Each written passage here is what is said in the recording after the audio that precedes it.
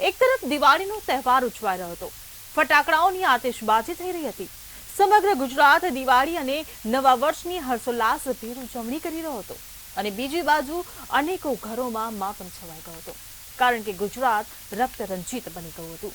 તહેવાર હતો દિવાળીનો, પણ ખેલાઈ રહી હતી લોહીની હોળીઓ। બન્યા હતા બેફામ અસામાજિક તત્વો અને ઉઠી રહ્યા છે સવાલો ગુજરાત પોલીસની સુરક્ષિત અને સલામત હોવાની ગુલબાંગો પર, કારણ કે આ તહેવારોમાં માત્ર 5 દિવસમાં ગુજરાતમાં 12 થી 15 જેટલા હત્યાના બનાવો સામે આવ્યા છે, જેમાં કુલ 15 લોકોના મોત નીપજ્યા છે। અમદાવાદ, રાજકોટ, સુરત, વડોદરા, જૂનાગઢ, અંકલેશ્વર, દહેગામ, જામનગર, છોટાઉદેપુર અને વાંકાનેરમાં પારિવારિક ઝઘડા, ફટાકડા ફોડવા જેવી નજીવી બાબત કે પછી સામાન્ય બોલાચાલી અને અનૈતિક સંબંધોની શંકા જેવી બાબતોને કારણે પલક ઝબકતા જ ખૂની ખેલ ખેલાયા છે। કોઈ છરી ચપ્પુ લઈને તો કોઈ લાકડી અને દંડા જેવા હથિયારોથી જાહેરમાં હત્યાઓને અંજામ આપીને કાયદો અને વ્યવસ્થાની પરિસ્થિતિને લજવી રહ્યા હતા।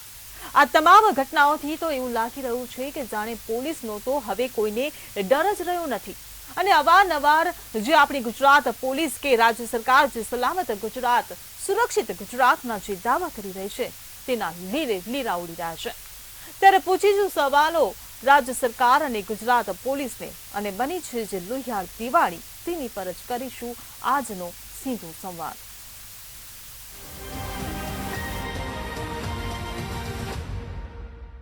પેરોલ કે જામીન મળે છે ત્યારે એની પાછળ બીજા જે 10 અતિશય સ્ટ્રોંગ મગજના જે વ્યક્તિઓ જે છે એ લોકો જે છે એમને બી એક છે ને પ્રોત્સાહન મળે છે કે આપણે કંઈ પણ કરીશું ને તો આપણને કંઈ બહુ લાંબી કાર્યવાહી અત્યારે તો આપણા ઉપર નહીં જ થાય, પછીનું જોયું જશે। આ મુખ્ય વસ્તુઓ કામ કરી રહી છે, માટે સરકાર, કાયદેસર રીતના જે પગલાઓ લેવાવાળો પોલીસ ડિપાર્ટમેન્ટ અને સજા આપવાવાળી કોર્ટ, આ ત્રણેય વ્યક્તિઓ જે છે ને એણે એક સાથે સમન્વય સાધી અને આનો જલ્દીથી ઉકેલ લાવવો પડશે, નહીંતર આપણો સમાજ મહત્તમ ગુનાખોરી તરફ ધકેલાશે એ બાબતમાં કોઈ મને શંકા લાગતી નથી। જી બિલકુલ, તે આપણી સાથે એડવોકેટ નઝીરભાઈ અજમેર પણ જોડાઈ ગયા છે। જે નઝીરભાઈ, આપનું મંતવ્ય ન્યૂઝમાં સ્વાગત છે। નઝીરભાઈ, જે પ્રકારે દિવાળીના તહેવારમાં માત્ર 5 દિવસમાં જે 15 જેટલી ઘટનાઓ સામે આવી છે, 15 લોકોના જે મોત થયા છે, હત્યા કરી દેવામાં આવી છે, ત્યારે આને આપણે લોહિયાળ દિવાળી ન કહીએ તો શું કહીએ? કારણ કે એક સવાલ એ પણ ઊભો થઈ રહ્યો છે કે ક્યાંક ને ક્યાંક પોલીસ પર, જે પોલીસની કામગીરી પર સવાલો ઊભા થઈ રહ્યા છે, કાયદો અને વ્યવસ્થા ક્યાંક ને ક્યાંક નબળી પડી રહી હોય ને તેવું લાગી રહ્યું છે, શું કહેશો? બિલકુલ સાચી વાત છે। તમે જેમ હમણાં કહ્યું કે 5 દિવસમાં 15 હત્યાઓના બનાવ બન્યા, બેન એમાં હું સુધારો કરું, આજે ફરી એક પાછો બનાવ બન્યો છે વાડજમાં, એટલે 15 ને આજે 16મો બનાવ બન્યો છે હત્યાનો। એની અંદર પોલીસ, રાજ્ય સરકાર ક્યાંક ને ક્યાંક ત્રુટિ થયેલી છે, કંઈક ને ક્યાંક મતલબ બહુ મોટો તૂટક આવેલો છે। એની અંદર કાયદો વ્યવસ્થાની જે ચેનલ હોય જે પ્રમાણે એને જે સમન્વય હોવો જોઈએ તેવો સમય હોવો જોઈએ। પોલીસનો ઉદ્દેશ માત્ર ગુનો શોધવાનો નથી બેન, પોલીસનો ઉદ્દેશ ગુનો રોકવાનો પણ છે। જેમ સાહેબે હમણાં જણાવ્યું કે ભાઈ મૂવી જે આજકાલના પિક્ચર આવે છે, OTT પર પિક્ચર આવે છે, એ વાતે હું થોડો ઘણો સંમત તો થઉં છું, પણ સાથે સાથે પોલીસને પણ એટલા માટે હું જવાબદાર ગણાવું છું કે આ જે બધા હત્યાના બનાવો જે બને છે, નો ડાઉટ કે પિક્ચરોમાં ને એમાં મૂવીમાં દેખાદેખ સિરિયલોમાં દેખતો થતો છે, પણ સૌથી મોટું દૂષણ ડ્રગ્સ। અત્યારે તમે જોજો યુવા વયની અંદર, યુવાધનની અંદર મેક્સિમમ ડ્રગ્સ, અને જ્યારે વ્યક્તિ જ્યારે ડ્રગ્સ લે છે ત્યારે એના ભાન નથી રહેતો કે એના મગજની અંદર પિક્ચર જ ચાલતો હોય કે પેલો એક હીરો 5-5, 10-10 છરાઓથી તલવારથી મારતા હોય છે બેન। એટલે આ બધું પોલીસની તો ત્રુટિ છે જ, રાજ્ય સરકારની પણ ત્રુટિ છે। રાજ્ય ખરેખર તો આને ફેલ્યોર સિસ્ટમ કહેવાય, આ સિસ્ટમ જે છે ફેલ્યોર સિસ્ટમ કહેવાય। એની અંદર જે પોલીસનું મોનિટરિંગ જે હોવું જોઈએ, પોલીસમાં જે સ્ટાફ હોવો જોઈએ એનો અભાવ છે, ઇન્ટેલિજન્સ હોવી જોઈએ, સીસી કેમેરા મારફતે જે ઇન્ટેલિજન્સ જે આજની જે એડવાન્સ ટેકનોલોજી છે પોલીસે એનો ઉપયોગ કરવો જોઈએ, સીસી કેમેરા મારફતે એનો દેખરેખ આવી જોઈએ। અને અત્યારે તો બેન એડવાન્સ ટેકનોલોજી એવી છે, કઈ વ્યક્તિ કોની જોડે ક્યાં બેસી છે એ પણ તરત પોલીસને ખબર પડે કે સરકારી તંત્રને ખબર પડે। એટલે ફરીથી કહું છું કે પોલીસ તંત્ર, હા પોલીસ કાર્યક્ષમ થાય, દોડાદોડી કરે છે બનાવ બન્યા બાદ, ખરેખર પોલીસે કાર્યદક્ષતા ગુનો રોકવા માટે કરવી જોઈએ, ગુનો શોધવા માટે પણ કરવી જોઈએ, એ વાત તો ખરી છે જ, પણ ગુનો બનતા હોય અટકાવવો જોઈએ, અને ગુનો બનતો અટકાવવા માટે ઘણા બધા રસ્તાઓ છે જે રાજ્ય સરકારે અપનાવવા જોઈએ બેન। જી બિલકુલથી ઇમ્તિયાઝભાઈ, હું આપને પૂછવા માંગીશ કે ફટાકડા ફોડવા જેવી નજીવી બાબત હોય, પારિવારિક ઝઘડા હોય કે સામાન્ય બોલાચાલી હોય કે પછી ઘર કંકાસ હોય કે લગ્નેતર સંબંધોની શંકા હોય, આ બધી ઘટનાઓ ક્યાંક ને ક્યાંક હત્યાને જે અંજામ આપી રહ્યા છે, ત્યારે સવાલ ઊભો થઈ રહ્યો છે કે આખરે સમાજ કઈ દિશામાં જઈ રહ્યો છે? આની પાછળ ઘણા બધા પરિવારો જવાબદાર છે વિરલબેન. પોલીસના અને કાયદો વ્યવસ્થા જાળવવા વાળી તમામ એજન્સીઓના અને સરકારના હાથીના દાંત ખાવાના જુદા છે, દેખાડવાના જુદા છે. આમાં થાય છે કે અત્યાર સુધી ગુજરાતની અંદર ગુજરાત પોલીસે જે અરજીની રમત રમી છે, કોઈ પણ ગંભીર પ્રકારનો બનાવ બનવા પહેલા જો કોઈ પણ પોલીસને માહિતી મળે તો એને બહુ સહજ રીતે લેવી અને ત્યારબાદ એ કોઈ આરોપીને અટકાયતી પગલા 151 કરી અને એ વાતની ગંભીરતાને નહીં લેવી. આ જે પ્રક્રિયા ઘણા વર્ષોથી ચાલુ, એની અંદર બે પ્રકારના ગુનેગારો છે. એક છે બીજા ગુનેગાર અને એક છે કે જે પહેલી વખત ક્રાઇમ કરે છે.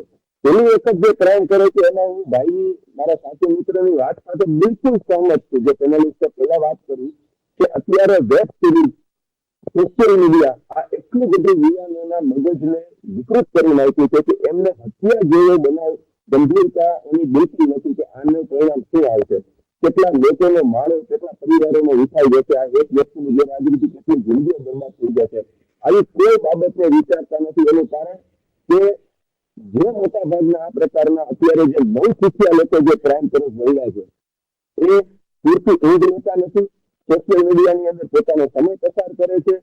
સામાજિક જે જાગૃતિ છે એનો પણ અભાવ છે. ક્યાંક ને ક્યાંક પોલીસ પ્રત્યેનો જે ખોફ છે એ આ વેબ સિરીઝ થી લઈ અને જે નાના મોટા બનાવ બન્યા એની અંદર ક્યાંક ને ક્યાંક પોલીસનો જે ખોફ હોવો જોઈએ, આ બનાવ બન્યા પછી પોલીસની કામગીરી જે દેખાવી જોઈએ એ ન દેખાડું. પોલીસે જે બિફોર આફ્ટરની રીલની જે પેટર્ન ચલાવી હમણાં થોડા સમય પહેલા અમદાવાદનો એક એવડો મોટો બનાવ બન્યો અને 100 કલાકની અંદર ગુનેગારોની યાદી તૈયાર કરો અને ગુનેગારોને આપણે હવે ગુજરાતની અંદર ક્રાઇમની જોઈએ 2017ની અંદર વિકસિત જેવો કાયદો લઈ આવીને ગુજરાતના અંદરથી ગુંડાઓ ગુજરાત છોડો આવી મુહિમ પણ સરકારે ચલાવી. પણ આનું પરિણામ છે, આનું પરિણામ એ કે 5 દિવસની અંદર ગુજરાતની અંદર 15 જેટલી હત્યાઓ થાય છે અને હમણાં કાયદો કીધું એટલે 16મી હત્યા એમ. એટલે ગુજરાતનો જે સબ સલામતના દાવા ગુજરાત સરકાર કરી રહી છે પોતાના અધિકારીઓના કારણે, એ માત્ર ને માત્ર લોકોને ભ્રમિત બનાવવા માટે છે. વાસ્તવિકતા કંઈક અલગ છે, આંકડાઓ કંઈક અલગ છે અને બનાવો જે બની રહ્યા છે આને બિલકુલ પણ લાઇટલી લીધા જેવું નથી. આ બહુ ગંભીર બાબત કહેવાય અને એકદમ જે ક્રાઇમ રેટ, આંકડાઓનો જે ક્રાઇમ રેટ જે ગુજરાતની અંદર બતાવવામાં આવ્યો છે કે ક્રાઇમ ઘટ્યો છે. હમણાં થોડા સમય પહેલા અમદાવાદ સિટીએ પ્રેસ કોન્ફરન્સ કરીને એવું કીધું કે પહેલાની કમ્પેરિઝનમાં અત્યારે અરે ભાઈ તમારે ક્રાઇમ ઘટાડવાનું તમારું કામ છે, એનો તમને પ્રજાના પૈસાનો પગાર મળે છે, તમારે આંકડાકીય માહિતી આપવાની નથી.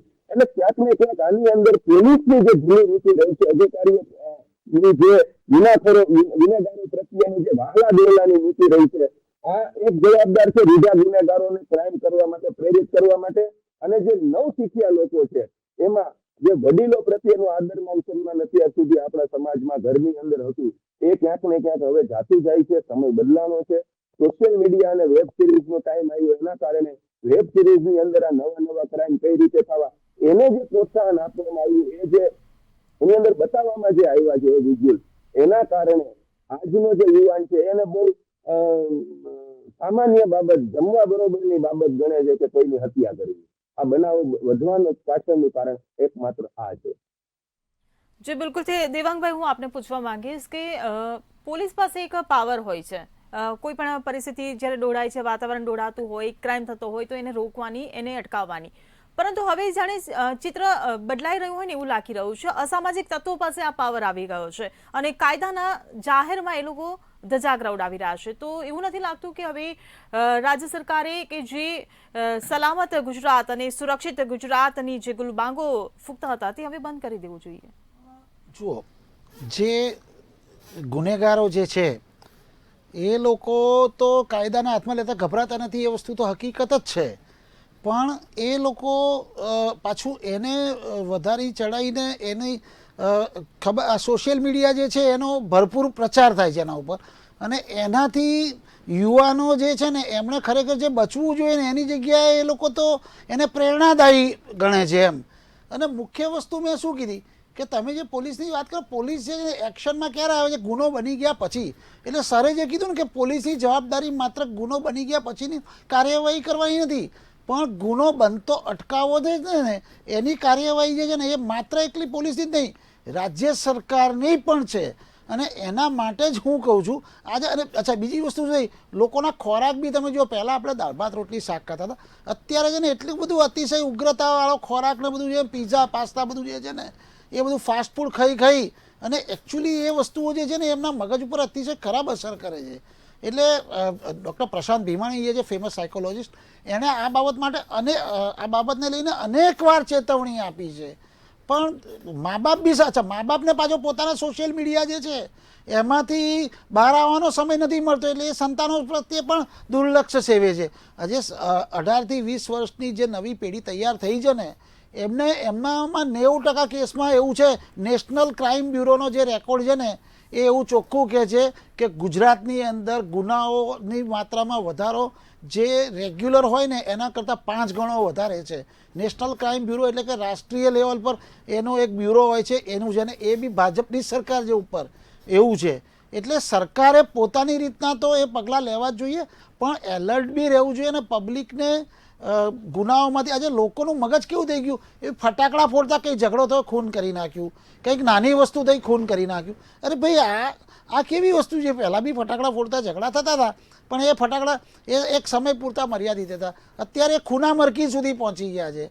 તો આ વસ્તુઓ જે છે ને એના માટે સરકારે યા તો સામાજિક સંસ્થાઓની પણ સાથે સાથે મદદ લેવી પડે અને સાયકોલોજિસ્ટની પણ મદદ લેવી પડે, અને સાથે સાથે સરકારે આની અંદર યોગ્ય કરવું જ પડશે.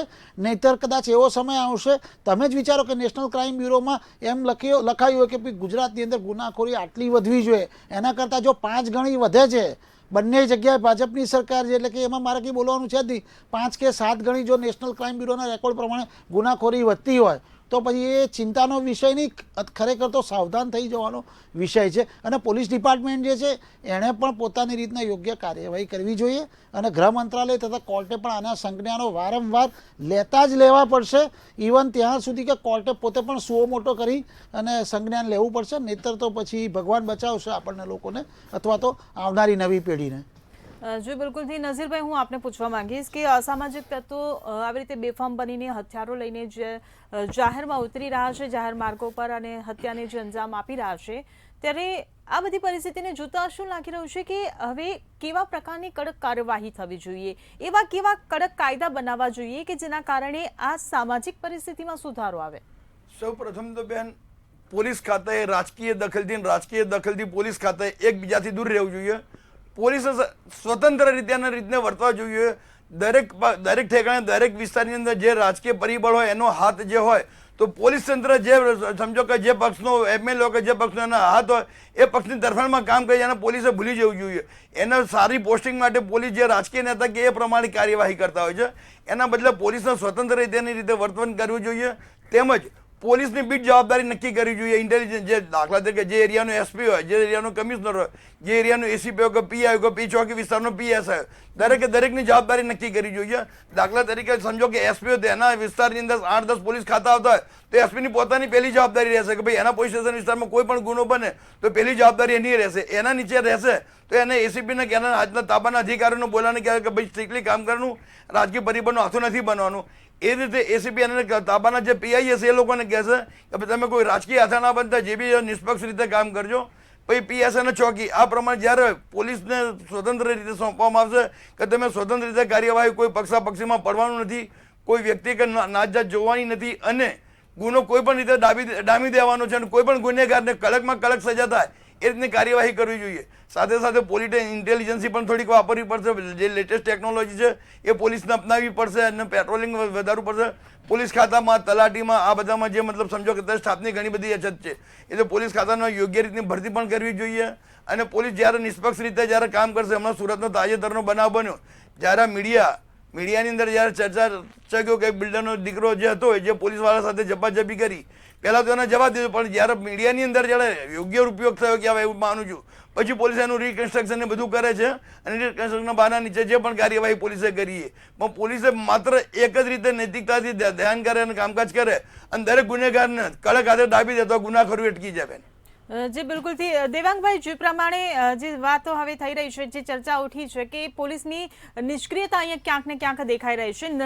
આજે નિઝરભાઈએ જે પ્રમાણે વાત કરી, નઝીરભાઈએ, કે રાજકીય હાથો ન હોવો જોઈએ પોલીસ પર, બરાબર, સ્વતંત્ર રીતે તેમનું વર્તન હોવું જોઈએ, સ્વતંત્ર તેમને નિર્ણયો લેવા જોઈએ. શું કહેશો આ વાત પર? હિરલબેન, હું આપને એક વસ્તુ કહું કે એ વસ્તુ જે છે એમની વાત એક રીતે યથાયોગ્ય છે, પણ એ શું છે કે એ ગુનો બન્યા પછીની વાત છે. સૌથી પહેલાંની મુખ્ય વસ્તુ શું છે કે ગુનો બનતો અટકાવવો જે છે ને એ જરૂરી છે, બરાબર. ગુનો બન્યા પછી તો પોલીસે ચોક્કસ પોતાની રીતના કાર્યવાહી યોગ્ય રીતના કરવી જ જોઈએ અને કોઈ પણ રાજકીય પક્ષ અથવા તો રાજકીય પરિવારના હાથે ના જ બનવું જોઈએ, અથવા તો કોઈ પણ જાતની કોઈ શેરશરમમાં આવવું ના જોઈએ. મતલબ કે માણસ મોટો છે, ઉદ્યોગપતિ કક્ષાનો છે, તો એની શેરશરમમાં આવ્યા વગર એણે બિલકુલ ન્યુટ્રલાઇઝ રીતે કાર્યવાહી કરવી જોઈએ. પણ મારું કહેવાનું છે કે ગુનો બનતા અટકાવવા જે છે ને એ જરૂરી છે, કે જ્યાં સુધી ગુના બનતા આપણે નહીં અટકાવીએ ને તો પછી આપણે વારંવાર આ ચર્ચા માટે ડિબેટ કરવી પડશે અને આપણે વારંવાર અલગ અલગ રીતના પોઈન્ટ ઓફ વ્યૂ જોઈ અને આપણે અલગ અલગ પોઈન્ટ કાઢ્યા કરીશું. એટલે મુખ્ય વસ્તુ છે કે ગુના અટકાવવા જરૂરી છે અને એના માટે મા બાપે પોતાના સંતાન ઉપર પૂર્ણ રીતના ધ્યાન આપવું જરૂરી છે. કેમ કે આજે યંગ એજના માણસો, યંગ પેઢી છે, જે જુવાન પેઢી, એ અત્યારે ગુનાખોરી તરફ એટલી બધી વળી રહી છે. ડ્રગ, આજે મા બાપને પોતાના સંતાનો ડ્રગ લેતા થઈ ગયા છે, એ જો ખબર ના પડતી હોય તો સૌથી પહેલાં તો હું એમ કહું છું કે મા બાપે પોતાના સંતાન પર ધ્યાન આપવું જરૂરી છે. કેમ કે ડ્રગ જે છે ને એ એક એવું દૂષણ છે કે એ તમને એટલે જે વ્યક્તિ ડ્રગનો શિકાર બને છે ને પછી એને પૈસાની જરૂરિયાત પડે છે ને, એટલે એ પૈસાની જરૂરિયાત માટે ચોરીથી લઈ અને કોઈ પણ જગ્યાએ દરેક ગુના આચરવા માટે એ ઇન્સ્પાયર થાય છે અથવા તો મજબૂર બની જાય છે.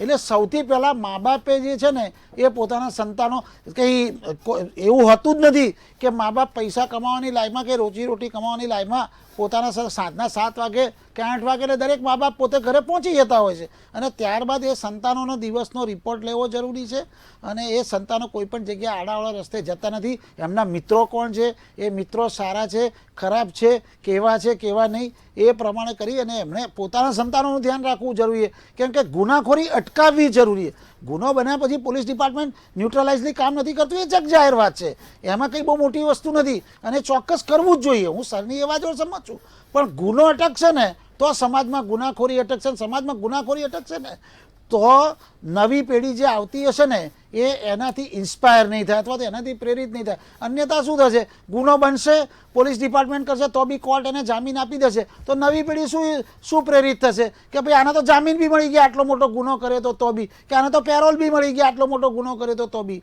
એટલે એનાથી તો ઉપરથી ગુનાખોરી વધતી જશે. મુખ્ય વસ્તુ એ છે ગુનો અટકાવવો જરૂરી છે અને એના માટે સરકાર, સામાજિક સંસ્થાઓ, ગુજરાત સરકાર, પોલીસ ડિપાર્ટમેન્ટ અને સાયકોલોજિસ્ટ, આ લોકોએ ચારે જણા એકબીજા જોડે સમન્વય સાધી અને કામ કરવું પડશે. નહીતર પછી ગુનો બન્યા પછીની વાત તો બધી સાચી છે સર, પણ ગુનો અટકાવવો જરૂરી છે. બસ. જી બિલકુલથી. ઇમ્તિયાઝભાઈ, હું આપને પૂછવા માંગીશ કે જે પ્રકારે સામાજિક, માફ કરજો, અસામાજિક તત્વોના કારણે જે સામાજિક વાતાવરણ આખું જે ડોળાયું છે, પરિવારના જે સભ્યો અહીંયા હત્યારા બની રહ્યા છે. દેવાંગભાઈએ જે વાત કરી ડ્રગ્સના દૂષણની, પરંતુ અહીંયા તો પરિવારના જે સભ્યો છે એકબીજાના હત્યા કરી રહ્યા છે, એ પણ નજીવી બાબતે કે ફટાકડા ફોડવા જેવી બાબતમાં હત્યા કરવામાં આવી છે.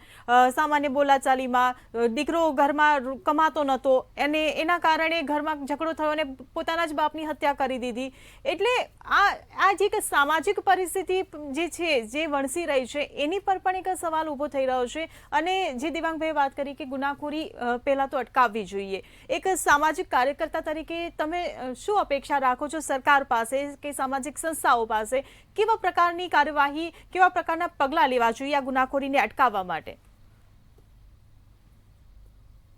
રોલ મોડલ જે યુવાનોના આજથી થોડા વર્ષો પહેલા કોઈ હોતા, કે કોઈ સ્પોર્ટ્સમેન હોતા અથવા કોઈ એવા આધ્યાત્મિક પુરુષો હોતા, કોઈ મહાન વ્યક્તિત્વના જે ધની કહેવાય એવા વ્યક્તિઓ એ રોલ મોડલ હોતા.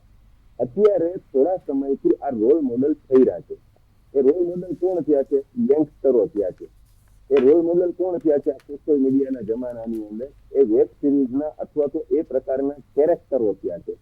હવે આની અંદર મા બાપ અને બાળકો, સંતાનો અને પેરેન્ટ્સની વચ્ચે એક ગેપ ઉત્પન્ન થયો છે. કારણ કે બધા પોતપોતાના મોબાઈલની અંદર વ્યસ્ત છે. બધા પોતપોતાની સિરિયલ, બધાને પોતપોતાની લાઈફમાં કોઈ પ્રકારની ડિસ્ટર્બન્સ જોતી નથી. ઓવરઓલ શું કે જે આધ્યાત્મિક બાબતો જે જીવનની અંદર ચાલતી હતી, કોઈ ગુરુ હોતા એને આપણે ફોલો કરતા, કોઈ મેડિટેશન કરતા, કોઈ સારો સજ્જન પરિવાર હોય તો એ કોઈ એક પરિવાર સાથે જોડાયેલો હોય, એક સંસ્થા સાથે જોડાયેલું હોય, એમાં ધ્યાન હોતું. આધ્યાત્મિક જે બાબતો હતી એ વહી ગઈ. અત્યારે રાતના 2-3 વાગ્યા સુધી એ યુવાન છે એ રીલ્સને સ્ક્રોલ કરે છે. એના મગજની ઉપર અનલિમિટેડ લોડ છે. સવારે એને નોકરી ધંધાની ચિંતા છે, બેરોજગારી એટલી છે, સરવાળે એને પોતાની લાઈફમાં કોઈ પ્રકારનો ઇન્ટરેસ્ટ નથી. એ પોતે એટલો બધો હાઈપર હોય છે કે આ નજીવી બાબતની અંદર એ હત્યા સુધી પહોંચતો થયો છે. અને આ વાસ્તવિકતા છે અને આપણે સ્વીકારવી પડશે. મા બાપે પોતાના સંતાનોની સાથે બેસી અને કોઈ બોન્ડિંગ બનાવવું પડશે. ઘરની અંદર બેસીને ચર્ચા કરવાનો એક સમય નક્કી કરવો પડે કે ભાઈ મારા બાળકોના જીવનમાં ચાલે છે શું. કારણ કે જ્યારે પણ અત્યારે મોટા ભાગના પરિવારોમાં શું થયું છે કે જે યુવાનો છે એને મા બાપ જોવે એટલે તરત જ કે ભાઈ ભણવાનું તારું શું ચાલે છે, તારી કોલેજમાં શું છે. અને ક્યાંક ને ક્યાંક બહારનો જે પિતા છે ગુસ્સો સંતાન ઉપર ઉતારે, મમ્મીના પણ દિમાગની અંદર જે કઈ પણ બીજું સ્ટ્રેસ ચાલે છે એ સંતાન ઉપર ઉતારે, અને સંતાનના જીવનમાં જે કઈ ચાલે છે એ પરિવાર ઉપર ઉતારે. આ બધું જે ફ્રસ્ટ્રેશન ભેગું થાય છે એ ક્યાંક ને ક્યાંક આવી નજીવી બાબતની અંદર ક્યાંક આવી નાનો મોટો ઝઘડો થાય અને એ હત્યા સુધી થાય છે, તરત નથી થતું. આની અંદર પાછી એક બહુ જવાબદાર કોઈ ઘટના હોય કે કોઈ બાબત હોય તો એને હું ગણું છું કે પોલીસની નિષ્ક્રિયતા. પોલીસની નિષ્ક્રિયતા કઈ રીતે? અત્યાર સુધીમાં જેટલા બનાવો બન્યા છે એમાંથી 50% જેટલા બનાવોની અંદર તમે ન્યૂઝમાં પણ સાંભળ્યું હશે અને આપણે સૌ જાણીએ છીએ કે એમાં પોલીસને અગાઉ જાણ કરવામાં આવી હતી કે આમાં જીવનું જોખમ છે, ત્યારબાદ એ હત્યા થઈ. એટલે પોલીસને તો ઓલરેડી ખબર જ હતી કે આમાં આ વ્યક્તિને જીવનું જોખમ છે. તો પોલીસે અરજી રહી, પોલીસે અટકાયતી પગલાના નામે અને કોઈની ભલામણના ફોન સ્વીકાર્યા. પણ જો એ બાબતને ગંભીરતાથી લેવામાં આવે ત્યારે અને જો એની અંદર ઇન્ટરેસ્ટ લઈને સિનિયર અધિકારી દ્વારા એને સૂચના આપવામાં આવે કે જે કાંઈ એનાથી થતા હોય પગલાં લેવામાં આવે તો એ બનાવો બનતા અટકે. એટલે ક્યાંક ને ક્યાંક અત્યારે જે સમય આગળ વધી રહ્યો છે, જે જમાનો ટેકનોલોજીમાં આગળ વધી રહ્યો છે, એની અંદર આજનો યુવાન છે એ બીજી બધી બાબતોમાંથી પર થઈને એના રોલ મોડલો જે છે ગેંગસ્ટરોને અથવા તો એવા કોઈ વ્યક્તિઓને બનાવતા થયા છે. જેના કારણે અને એના ઉપર જે લોડ છે, જે ફ્રસ્ટ્રેશન છે, એની અંદર જે ગુસ્સો છે, જે નારાજગી છે, જે સમાજ પ્રત્યેની, જે બેરોજગારી પ્રત્યેની જે તમામ પ્રકારના ગુસ્સાઓ છે, એ બેન આવી કોઈ પણ ઘટના જ્યારે નાની એવી ઘટના બની જાય અને એની અંદર પણ એ હત્યા સુધી પહોંચી જાય એ પ્રકારનો સમય અત્યારે શરૂ થઈ ગયો છે. આને નિવારવા માટે જેમ દેવાનભાઈએ કીધું એ રીતે સમાજના દરેક વર્ગના લોકોએ જવાબ. જી બિલકુલથી લાગે છે સંપર્ક કપાઈ ગયો છે. નઝીરભાઈ, હું આપને પૂછવા માંગીશ કે જે પ્રકારે પોલીસની બે છબી આપણી સામે આવતી હોય છે, એક પોલીસની એવી છબી હોય કે જેની સરાહનીય કામગીરી હોય, પ્રશંસનીય કામગીરી હોય, ક્રાઇમ થતો અટકાવ્યો હોય, દારૂ કે ડ્રગ્સને પકડી પાડ્યો હોય, એક આ સારી કામગીરી સામે આવી હોય. અને આપણે જે અત્યાર સુધી ઘણી એવી ઘટનાઓ જોઈ છે કે જેમાં પોલીસની એક છબી ખરડાયેલી પણ જોવા મળતી હોય છે કે પોલીસની જો બુટલેગરો સાથે સાંઠગાંઠ હોય, મોટા માથાઓ જ્યારે ક્રાઇમમાં સંડોવાયેલા હોય તો તેમને છાવરવામાં આવે, રાજકીય હાથા હેઠળ એ લોકો કામગીરી કરતા હોય. એટલે ક્યાંક ને ક્યાંક જે પોલીસનો ખોફ જે લોકોમાં હોવો જોઈએ એ એમની આ ખરાબ જે છબી છે ને એના કારણે આ ખોફ દૂર થઈ ગયો છે લોકોમાંથી. સાચી વાત છે બેન. હવે ખાલી ટ્રાન્સફર અને પોસ્ટિંગની અંદર જ્યાં સુધી રાજકીય દખલ જે રહે છે ને એના કારણે પોલીસ તંત્રની જે અધિકારીઓની સ્વતંત્રતા થોડી છીનવાઈ જવા જેવું લાગે છે. કારણ કે જે અધિકારી જેવો સ્વતંત્ર રીતે કામ કરવા જતો હોય તો એને લાગે કે રાજકીય દખલથી મારી કોઈ મિનિસ્ટરનો કે કોઈ એમએલએનો કે કોઈની ભલામણ કોઈ ગુનેગાર માટે, અને જો અધિકારી તપાસ અધિકારી કે જો ઉપલા અધિકારી જે હોય જો એની ભલામણ ના સ્વીકાર તો એના સાથે સાથે ડર રહે છે કે જો હું એના કીધા પ્રમાણે હું ઇન્વેસ્ટિગેશન નહીં કરું અથવા આરોપીને થોડી છૂટછાટ નહીં આપું તો તરત મારી પોસ્ટિંગ નીકળી થઈ જશે બીજા ઠેકાણે કે જ્યાં મારે કાર્યવાહી કંઈ કરવાની રહેશે ને મતલબ કામ જે કહું કે મલેવાડી મતલબ જે જગા હોય છે જતી રહેશે. એટલે જે રાજકીય પોસ્ટિંગમાં જે દબાણમાં જે થતું હોય છે એના કારણે અધિકારીઓની સ્વતંત્રતા છીનવાઈ જતી હોય છે. એના કારણે સૌથી પહેલાં તો કામગીરી પર એમને અસર પડતી હોય છે. જ્યારે રાજકારણ કે રાજતંત્ર જે એના પોલીસ તંત્રની જે બદલીથી ટ્રાન્સફરથી જ્યારે હટી જશે અને બિલકુલ સ્વતંત્ર રીતે આપશે ત્યારે મતલબ પોલીસ તંત્ર પોતાની રીતે સ્વૈચ્છિક રીતે અને જે લાગશે કે આ યોગ્ય છે એની રીતે જ્યારે તપાસ કરશે તો મતલબ પબ્લિકની અંદર ગુંડાઓની અંદર પણ ડર બેસશે. બીજું કે સૌથી પહેલાં તો જેમ ફાસ્ટ ટ્રેક કોર્ટ હોય છે એવી રીતે ફાસ્ટ ટ્રેક ઇન્વેસ્ટિગેશન અપનાવવું જોઈએ એમને કે ભાઈ તાત્કાલિક બનાવ બનતા પહેલાં ખાસ કરીને સીસી કેમેરાની અત્યારે સુવિધા થઈ જાય. હાઈકોર્ટ વારંવાર કહે છે કે ભાઈ પોલીસ સ્ટેશનની અંદરના આજુબાજુના જાહેર માર્ગો પર સીસીટીવી રાખવા જોઈએ. ઘણા પોલીસ સ્ટેશનની અંદર ઘણા બનાવ બનતા કે જ્યારે એમના આરટીઆઈ નીચે સીસી કેમેરાની ફૂટેજ માંગતા હોય છે કે ભાઈ અમારા આ ટાઈમે એના કેમેરા બંધ હતા. 10 થી 15 વખત હાઈકોર્ટ કહ્યું છે કે ભાઈ સુપ્રીમ કોર્ટે પણ કહ્યું છે કે પોલીસ તંત્રનો દરેક ખૂણો પોલીસ તંત્રને પીઆઈની ચેમ્બર કાર જેલમાં જ્યાં બંધ કરાતા લોકઅપમાં બંધ રાખતા હોય પીએસઓનું ટેબલ કે પોલીસ સ્ટેશનનું પ્રાંગણો કે કોઈ પણ એક પણ ખૂણો સીસી કેમેરાના વગર ના રહેવો જોઈએ. બીજું જનતા અને પોલીસ વચ્ચેનો જે ગેપ આજે કે કોઈ પણ વ્યક્તિ હોય કોઈને ધમકી આપતું હોય અને કોઈ માથાભારે વ્યક્તિઓ કે જે પોલીસ સાથે ગરબો ધરાવતા તો પોલીસના સમજો કે આપણે કહેતા કે ભાઈ પોલીસના હપ્તા જતા હોય માનીએ કે ભાઈ દરેક હપ્તા લેતા હોય કે દરેક ના લેતા હોય અને કોઈ વ્યક્તિ કોઈ સામાન્ય વ્યક્તિને જો ધમકી આપવા જતો હોય તો પેલો પોલીસનો ફરિયાદ કરવા જતાં પણ ડરશે. એટલે પોલીસ અને જનતાનો જે ગેપ છે ને જો ગેપ દૂર થઈ જાય અને જો પોલીસ સારી રીતે મતલબ પબ્લિકને વચ્ચે જઈને એને સામે ઇન્વાઇટ કરે ભાઈ તમને કોઈ પણ ધાક ધમકી આપે તમે સહેજ શરમ રાખ્યા વગર કાર્યવાહી કરીશું. અને જો પબ્લિકના અને પોલીસ વચ્ચેનો ગેપ ઘટી જશે અને એ લોકો સામેથી સારો સહકાર આપશે તો હું એવું માનું છું કે આ બધા જે બનાવ બને છે બનતા અટકી જશે અને કોઈને ધમકી આપતો હશે પોલીસ જાણ કરશે પોલીસ એને અટકાયતી પગલાં પણ લઈ શકશે. અને જો અટકાયતી પગલાં લઈ શકે જેમ સાહેબે કહ્યું તે પ્રમાણે કે ભાઈ ગુનો બન્યા પછી પોલીસ ઇન્વેસ્ટિગેશન તો કરે છે કાર્યવાહી કરે છે પણ ગુના બનતા અટકાવવા માટે આ ગુના બનતા અટકાવવા માટે પોલીસે ઇન્ટેલિજન્સનો ઉપયોગ કરવો પડશે. જનતા વચ્ચેનો જે ગેપ છે ગેપ એમનો પૂરો કરવો પડશે. પોસ્ટિંગની અંદર જે રાજકીય દખલ છે જે રાજકીય દખલ ઓછી કરવી પડશે. અને સૌથી પહેલાં ઈચ્છા શક્તિ હું એવું માનું છું કે રાજ્ય સરકાર હોય ગૃહ સરકાર હોય કે પોલીસ તંત્ર હોય જો ઈચ્છા શક્તિ હોય બેન તો કોઈ પણ સંજોગોમાં ગમે તેવો બનાવી પોલીસ ધારે તો રોકી શકે છે. જી બિલકુલ આપ ત્રણેય મહાનુભાવો અમારી સાથે ચર્ચામાં જોડાયા બદલ આપ ત્રણેયનો આભાર. તો કાયદો અને વ્યવસ્થાની પરિસ્થિતિ પર સવાલો તો ચોક્કસ ઉભા થઈ રહ્યા છે. હત્યાની ઘટનાઓથી સલામત અને સુરક્ષિત ગુજરાતની છબી પણ ખરડાઈ રહી છે. ત્યારે હવે આગામી સમયમાં જોવાનું રહ્યું કે રાજ્ય સરકાર અને ગુજરાત પોલીસ કાયદા વ્યવસ્થાની પરિસ્થિતિમાં શું સુધાર લાવે છે. ચર્ચામાં હાલ બસ આટલું જ. ફરી મળીશું એક નવા વિષય સાથે. ત્યાં સુધી જોતા રહો મંતવ્ય ન્યૂઝ. નમસ્કાર.